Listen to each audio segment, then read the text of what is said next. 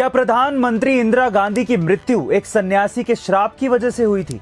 अब किस सन्यासी ने और क्यों दिया था श्राप, चलिए जानते हैं। दरअसल ऐसा कहा जाता है कि इंदिरा गांधी ने साल 1966 के चुनाव के दौरान करपात्री महाराज से एक वादा किया था कि अगर वो चुनाव जीत जाती हैं तो वो देश के सभी कत्ल खाने बंद करवा देंगी और देश में गो हत्या बंद हो जाएगी। लेकिन जब वो चुनाव जीत कर आई तो इंदिरा गांधी ने इस वादे को टालना शुरू कर दिया और इसीलिए करपात्री महाराज ने आंदोलन का रास्ता अपनाया और संसद को चारों ओर से घेरना शुरू कर दिया ताकि सरकार देश में गो हत्या विरोधी कानून लागू करे।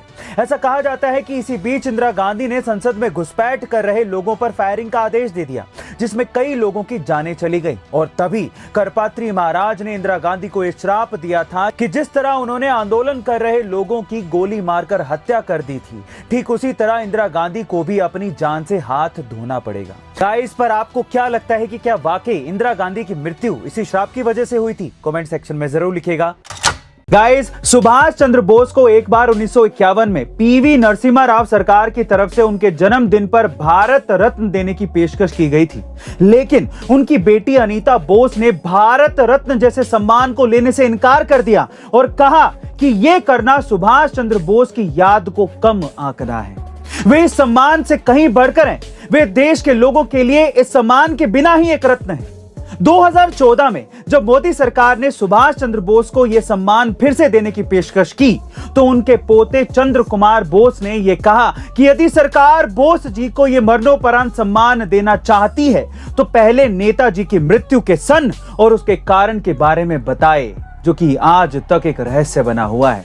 वैसे गाइस, बात तो बेटी और पोते की बिल्कुल ठीक है। आपका इसके बारे में क्या ख्याल है? कमेंट सेक्शन में जरूर लिखिएगा।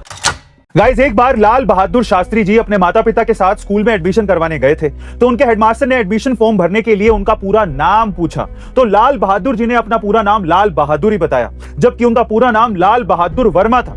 हेडमास्टर ने फिर से कहा कि बच्चे अपना पूरा नाम बताओ, तो फिर लाल बहादुर जी ने फिर से अपना नाम लाल बहादुर ही बताया और कास्ट बताई नहीं। अब हेडमास्टर ने लाल बहादुर जी से पूछ ही लिया कि बेटे, तुम अपने नाम के आगे अपना सरनेम नहीं लगाना चाहते हो क्या? और तब बालक लाल बहादुर जी ने तुरंत जवाब दिया, सर, मेरा मानना है कि हर इंसान की पहचान उसके काम और नाम से होनी चाहिए। सरनेम में क्या रखा है? सरनेम व्यक्ति की जाति और धर्म का बोध करवाता है और मुझे ये बात अच्छी नहीं लगती। छोटे से बालक की ये बात सुनकर हेडमास्टर काफी प्रभावित हुए और उन्होंने लाल बहादुर जी के विचारों का सम्मान करते हुए उनके नाम के आगे से वर्मा सरनेम हटा दिया।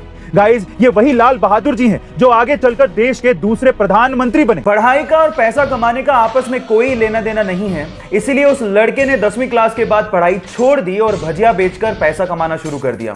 फिर अपने दोस्त की मदद से 1948 में यमन चला गया और वहां पर एक पेट्रोल पंप पे काम करना शुरू किया। देखते ही देखते अपनी मेहनत की बदौलत वो वहां पे क्लर्क और फिर मैनेजर बन गया, लेकिन उसके दिमाग में तो अलग ही सनक चल रही थी। फिर वहां से अच्छी खासी नौकरी छोड़ के 50,000 रुपया लेकर वो इंडिया आया और यहां पर मसाला और पॉलिस्टर बेचने की कंपनी शुरू की और देखते ही देखते 10 लाख की टर्नओवर के साथ इंडिया की सबसे बड़ी प्राइवेट कंपनी बना डाली और आज भी वो कंपनी इंडिया में सबसे बड़ी प्राइवेट कंपनीज में शुमार है। Yes, I am talking about Reliance और बंदे का नाम था धीरूभाई और उनका कहना था कि बड़ा सोचो, दूर की सोचो और जल्दी सोचो, क्योंकि विचारों पर किसी का एकाधिकार नहीं होता।